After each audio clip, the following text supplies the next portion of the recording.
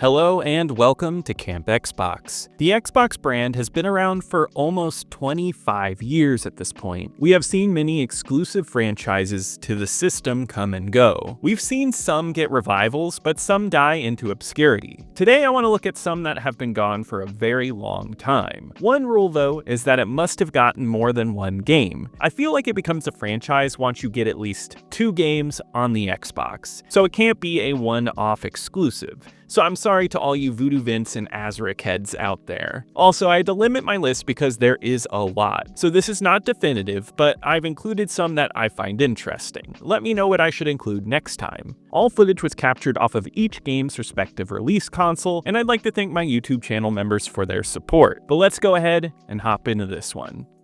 First up, let's talk about one of Xbox's first attempts at a platforming mascot with Blinx. Blinx the Time Sweeper first appeared in 2002 and received a sequel in 2004, but that was the last time we saw him, meaning that it has been 21 years since we've seen this time-traveling cat. Even though weirdly enough, he's not the main character in the sequel. Both games were on the original Xbox, and luckily both are playable on the 360. And the first one is on the Series and One consoles, which I feel has broadened the popularity of the series a little bit. Blinx is a cult character for sure, and I see the series being brought up on the channel a lot in the comments. Some don't like it, but the people who love the series love it to death. As for me, I think they're some of the most inventive platformers of the era, and I would have loved to have seen this franchise evolve. It was a platformer where you traveled wild, cartoony worlds with incredible music, some of the best on the Xbox. You would solve puzzles that required pausing, rewinding, or manipulating time. It was something unique and pushed new technology at the time. And throw in the amazing character design of the main character himself, and you have something that just oozes style. There are multiple reasons why we haven't seen this series again, yet the biggest is probably just mixed reviews and low sales. Reviews were positive, but weren't ecstatic for either game. The sales reflected that too, which according to VG Charts estimates the original sold a little over 500,000, and its sequel only turned in about 100,000 in sales. Yet, I would defend it a bit by saying that this game released the week after Halo 2, and that's what most Xbox gamers were playing at that time. But also, Blinx just failed as a mascot. It was an early attempt for Xbox to get into the Japanese market, and he didn't really break through. Blinx unfortunately lost a lot of luster, and Artoon, the developers, moved on. Microsoft actually let the copyright go in 2015, so I don't think there's any chance of this returning in any form. Though there is a Blinx 3 fan project that I haven't gotten to play yet, but that is awesome that someone is doing it. This game definitely lives on with a strong cult following. Next up is MechAssault, which was Xbox's mech series that was heavily focused on its Xbox Live support. The first one came out at the launch of Xbox Live in 2002, and we got a sequel in 2004, but that was it for the Xbox. Though oddly enough, we got a third entry exclusive to the DS called Phantom War. This came out in 2006, and I don't think many people know about it. But that does shift the timeline a bit here, so it's been 19 years since we've seen any sign of this franchise, and I know this one is sorely missed. MechAssault 1 is an Xbox classic and was a great, simple game. Though the BattleTech universe that it's based on still lives on with games today, with the recent release of MechWarrior 5, MechAssault was a simpler version of those games, making them simple to use on a controller. This made a mech game that was more arcadey, which I don't think is a bad thing at all. The destruction of everything and everyone was awesome, and that went into the sequel. The second one is one of the best games on the Xbox. It's one of the best looking games as well, and it has a really fun story. Not only that, but an inventive online mode, which has you dominating a whole solar system. MechAssault to me always felt like one of those quintessential Xbox franchises, but it seems like the sales were not what they wanted. Though the first one is estimated to have sold over 1 million copies, the sequel did not do as well, estimating to have sold only 360,000 copies. I do partially want to blame Halo 2 again, since this game came out only a month after that one, and Halo 2 was gigantic and taking up most people's time, and the promotion for that game might have sucked up the air from the final games of 2004. Yet we did get the DS game, and a third entry was in the works for the 360, but it was cancelled. Neither FASA nor Day One, the developers of these games, even exist anymore, so I feel like this is a series that is dead. MechAssault 2 did make it over to the 360 for backwards compatibility, but neither of these games made it onto the Series R1 consoles, kind of solidifying an end for the series. It's sad that one of the Xbox's original Xbox Live franchises went away like that, and I would have loved to have seen where that franchise would have gone on the 360. Alright, let's get a little more obscure and talk about NightCaster. I wanted to include this one because I believe it's the longest an Xbox exclusive franchise with at least 2 games has been dormant, making it the deadest franchise today. NightCaster came out in January 2002, making it a very early Xbox exclusive, and then its sequel, NightCaster 2 Equinox, came out in December 2002. The turnaround time on these two is crazy, and that was it after these 2 games. With the second one, we never saw anything from this series again, meaning it's been absent for almost 23 years. Out of all the franchises today, this is the one I understand the most, and I'm almost okay with it not sticking around. NightCaster is a mage game played from the top down. You have a mix of colors for spells, and the enemies are color-coded, and you shoot at them with what color works against them. The first one is decent but flawed. It works well, and I think the analog stick controls work well enough, but the difficulty spikes are insane, and there's a lot of kiting enemies, and it gets a bit tedious, though it is a unique game, and I do like the aesthetics. The second one, made by a different team, is pretty rough though, with similar gameplay and rough visuals. It's an overly dark game with some rough map design. It is easy to explain why NightCaster didn't continue. This was just due to bad reception. The first one holds a 61 on Metacritic,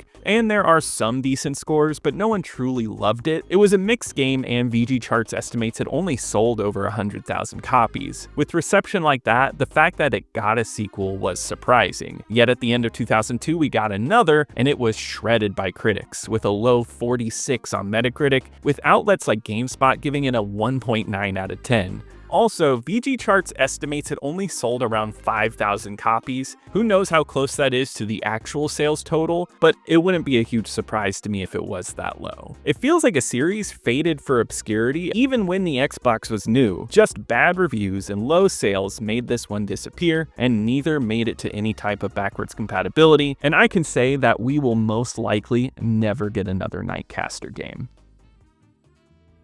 Next up is Fuzion Frenzy, an Xbox exclusive party game coming out at the launch of the console. This is a much loved cult classic, and I consistently see love for it in my comments. It didn't see a sequel on the original Xbox, but it did get a sequel in 2007 from a different team on the 360, meaning this one is a little less dead than the games we've covered so far, but 2007 is still 18 years ago, so it's been a while since we've seen anything new from this franchise. Fuzion Frenzy is easy to dismiss as a Mario Party clone, though it does riff on that formula. It does do a bit more. There is no interconnected board, and it's all focused on the minigames and skills based on that. There's a bit of Power Stone here too, with a lot of fighting modes, and then there's some really good vehicle-based minigames. I don't love this game as a whole, but I do have to say Sumo is an incredible minigame. It was made by Blinx, but the sequel 6 years later was done by Hudson Soft, which seemed like a good match since they worked on early Mario Party games. To me, this one feels like the same type of game, but the reaction to this one was far less favorable, and I don't really love it either. Though I do have every achievement in Fuzion Frenzy too. Fuzion Frenzy has a fascinating history because the original developers were interested in making a sequel a lot sooner. Fuzion Frenzy sold around 850,000 copies, which that's great sales, and Blinx was looking to buy the rights from Microsoft to make a sequel. Yet Hudson Soft came in and paid a ton to take the license, taking Blinx out of the running, who wanted to make it an Xbox Live Arcade game. I do think hints of something great are in the original game with its visuals and music, and I think Blinx could have capitalized on it well. Yet Hudson Soft made the sequel look a little more bland, and it lost a lot of that charm from the original. The game was reviewed poorly with mixed reviews, but those who hated it really hated it. It has a 49 average on Metacritic. I think this came together with rough sales. This one sold under 200,000 copies, and it was probably too much of a dud for Microsoft to see potential in it. That's sad because I will say I think there's potential here, and I could have seen this becoming a strong arcade game with improvements, but instead it just got a weak release. Luckily though, the original is backwards compatible on everything after the OG Xbox, but the sequel is stuck on the 360. The next one is one I always bring up here, Project Gotham Racing. This franchise actually has a lot of entries, but it has been a long time since the last one. This one almost doesn't match the criteria since the Dreamcast game Metropolis Street Racer can be seen as the original. Yet I've read through interviews with Bizarre Creations, and Project Gotham Racing is considered more of a spiritual successor and a new take, so I'm going to put this one here. PGR was a launch title for the Xbox in 2001, followed by an Xbox sequel in 2003. It got a 360 launch title in 2005, and its last console entry was in 2007, though there is a Zune exclusive game from 2009, so technically the last time we saw anything from this was 16 years ago. Project Gotham Racing was a hugely popular franchise at the time of its release, and the first two entries were flagship racing games alongside Rally Sport Challenge, which is a series that I might have to add to another list. They were smooth racing games that mixed an arcade feeling with simulation well. The amount of content offered in these games was staggering, and the second one was a revolutionary Xbox Live title with an insane amount of leaderboards. In 2005, the third would come out to great reviews, and it was an amazing looking game for the 360. Yet it was also that year that Forza came out, which was meant to be more like Gran Turismo. And after that, we would get the great Project Gotham Racing 4, which added in motorcycles, and there is seriously no bad game in this series, even though I never played the Zune one. All entries would sell well and get great reviews, so why did it end? Well, there were a few factors behind this. First of all, Bizarre Creations, the series creators, would be acquired by Activision, and they would make a few games under them, but they wouldn't sell as well as they wanted, and they were shut down. Not only that, but the Project Gotham Racing copyright stayed with Microsoft, so there was no chance of them even making another one, which already left it in limbo. All the while though, Xbox was releasing Forza games. Playground Games would come in and pitch their own Project Gotham Racing game, but they were asked to make their own spin on the Forza games, and that would become Forza Horizon, which is an arcadey Forza game with a similar point style to Project Gotham Racing. Phil Spencer would say that the decision to not do any more Gotham games was because of the number of racing games they already had. And honestly, I find Horizon to be a successor to PGR in some ways. I have no doubt in my mind that if the series kept going, that they would have done an open world style like this. And the arcadey gameplay in Horizon is already fantastic. I think Microsoft doesn't want two competing racing titles here, so that's why it's dormant. Even though if they did come out and say there was a new one coming out, I would absolutely be happy, and I know that I'm not alone. You can play both 1 and 2 on the 360, but none of the games are available on modern Xbox consoles, which is a shame. Next, let's talk about a sports series with Amped. This is one of my favorite series to talk about on the channel. It's an extreme sports snowboarding game, and they were all fantastic. Amped was a launch window game released in 2001, and the sequel would follow in 2003 as part of the XSN sports brand, and the third installment would arrive in 2005. Although that isn't a Microsoft Game Studios release, and it was published by 2K Games, which we will discuss in a little bit. It's been 20 years since we've last seen Amped. Amped came out in the extreme sports boom of the early 2000s, but did a good job of doing its own thing versus ripping from Tony Hawk. Here you would move down huge mountains and you'd stunt for points, but also stunt for media, and you would become more and more famous. It was a smooth playing snowboarding game, and the scale of it was crazy for 2001. Amped 2 topped this by including Xbox Live gameplay and beautiful graphics. The third is a bit more divisive, but I really enjoyed it. I really do love the larger scale of the game, and it actually is a really funny game, and it feels great to play. All of them would be received fairly well, though Amped 3 is the lowest of the bunch with a 72 on Metacritic. The estimated sales, though, did dip through the series, going from the highest selling, which was 800,000 for the original, to the third, which only sold under 200,000 copies. Yet I think there's more going on here than just poor sales. I think it started with the dismantling of the Xbox Sports Network. This was a sports program where Xbox was competing with EA Sports titles for online service, since EA did not support Xbox Live at the time. The developers of the series, IndieBuilt, was a huge proponent in XSN, developing 3 games for the program with Topspin, Lynx 2004, and Amped 2. The problem is right after this, EA joined Xbox Live and Microsoft shuttered the XSN program. Then IndieBuilt was sold to 2K, and 2K got these properties, and they did make Topspin 2 and Amped 3, but sales were not what 2K wanted, and they shut down IndieBuilt. 2K still owns the Amped copyright, but they're just sitting on it, probably due to the low sales of the third entry. Though Topspin did make a comeback recently, so maybe Amped has a chance. Who Who knows? Amped 1 and 2 are both playable on the 360, but unfortunately no Amped game has made its way to modern Xbox consoles.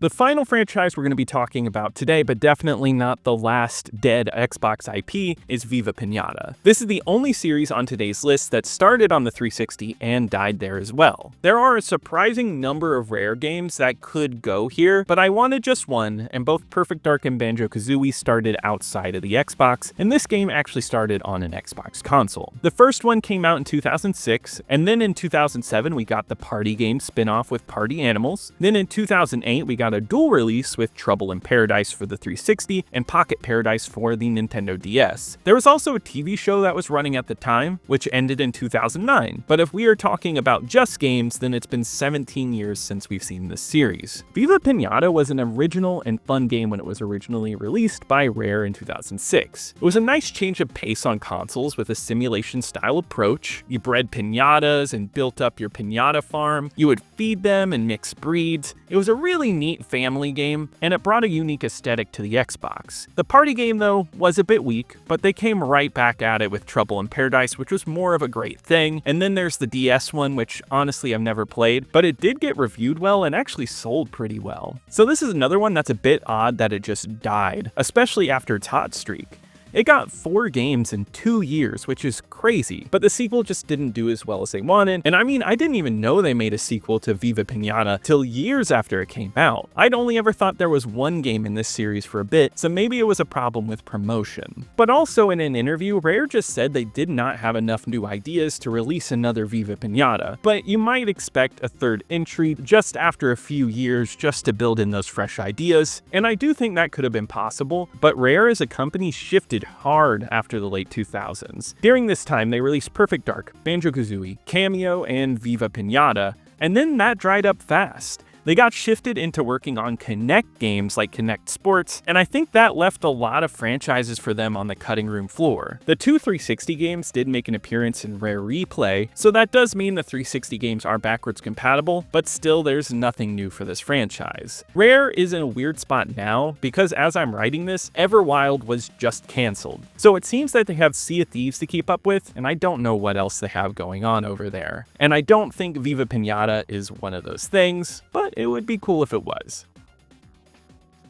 Well, that wraps it up for today's video, and it was quite a depressing topic. There's so many great franchises that could have had more amazing entries or maybe improved with more entries, but now it feels like a lot was left to the wayside. Yet we can appreciate the memories we have, and we still have some great franchises well worth going back to and playing. And be sure to let me know what franchises you'd love to see covered in the next iteration of this list. If you enjoyed this video, please leave a like, it really helps me out in the algorithm. Subscribe to keep up with more retro Xbox content, and be sure to check out my second channel, Camp Extras, for more gaming content.